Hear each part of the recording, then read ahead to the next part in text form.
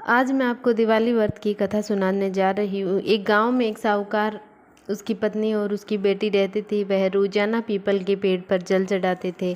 इस पीपल के पेड़ में माँ लक्ष्मी का निवास था। एक दिन माँ लक्ष्मी ने साहूकार की बेटी से कहा कि मैं तुम पर बहुत ही प्रसन्न हूँ और अपनी सहेली और तुम्हारी मैं सहेली बनना चाहती हूँ। इस पर साहूकार की लड़की ने कहा वह अपने माता पिता से पूछकर बताएगी। पिता की आज्ञा मांगने पर उन्होंने उसे स्वीकृति दे दी। उसके बाद माँ लक्ष्मी और वह लड़की सहेली बन गए।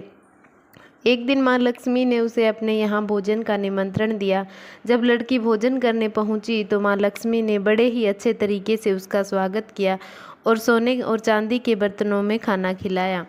इस दौरान उस लड़की ने भी माँ लक्ष्मी को अपने घर में आने का निमंत्रण दिया, लेकिन उसकी आर्थिक स्थिति कुछ ठीक नहीं थी, इसलिए वह इस बात को लेकर उदास हो गई कि वह माँ लक्ष्मी का स्वागत अच्छे से कैसे कर पाएगी।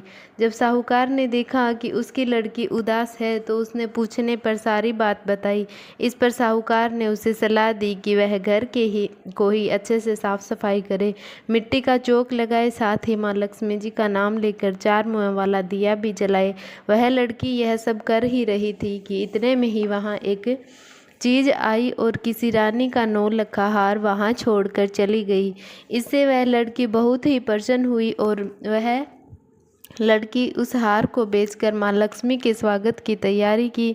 कुछ समय बाद लक्ष्मी जी गणेश जी के साथ पधारे। उस लड़की का सेवा भाव देखकर माँ लक्ष्मी जी उस पर बहुत ही प्रसन्न हुए और लक्ष्मी जी ने साहूकार के घर में अन्न धन और संपत्ति से भर दिया।